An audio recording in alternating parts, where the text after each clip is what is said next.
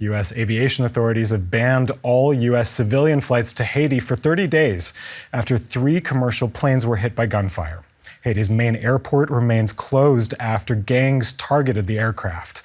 The violence came on the same day the country's new interim prime minister was sworn in. Businessman Alix Didier Fils-Aimé is pledging to rescue the country, a task which numerous predecessors have failed. About 85% of the capital is controlled by gangs. Hundreds of thousands have been displaced, and parts of the country are on the brink of famine. Passengers on board this aircraft were about to land in Haiti's capital when they heard loud sounds and felt the plane deviating from its route. It was only after they made an emergency landing in the neighboring Dominican Republic that they found out they had been shot at from the ground.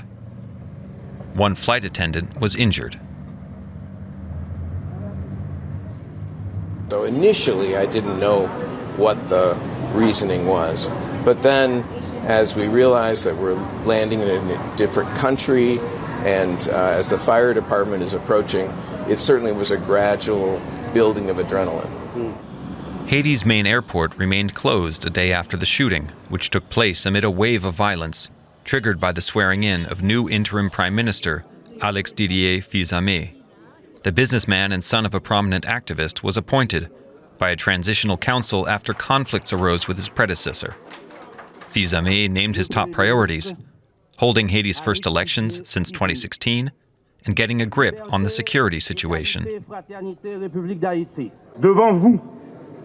Before you, members of the Presidential Council, and before the entire nation, I pledge my energy, my skills, and my proven patriotism to serve the national cause, which it is our challenge to defend.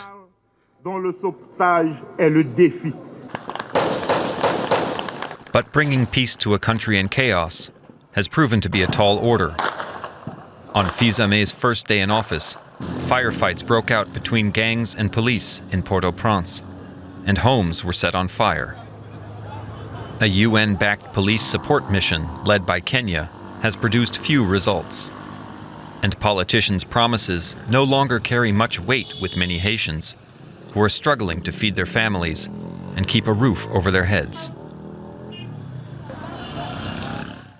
For more now, let's speak to Willow Merancourt, editor-in-chief of the independent news organization Habillot Post. He joins us from the Haitian capital, Port-au-Prince. We understand that the airport is still closed. This is Haiti's main airport. What impact does that have on the capital and on efforts to stabilize the country? Well, the impact is severe. The United States authorities actually ask all civilian planes not to land in Haiti for at least a month.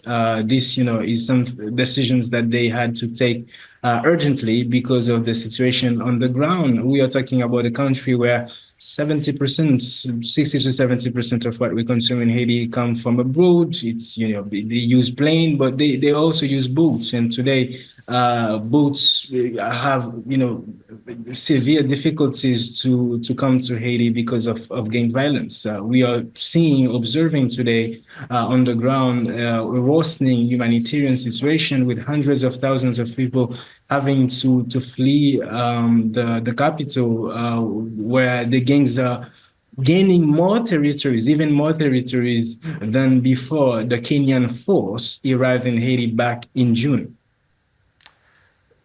Now, we're hearing reports of more gunshots, not just at the airport, but at different parts of the capital.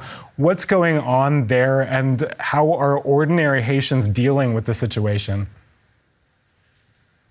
It's difficult to know what's going on per se, because every time we have political instability, the gangs take the opportunity to sow more chaos, and they use that as a narrative that they are fighting against the political class. So it's a never-ending story that we are accustomed to in Haiti.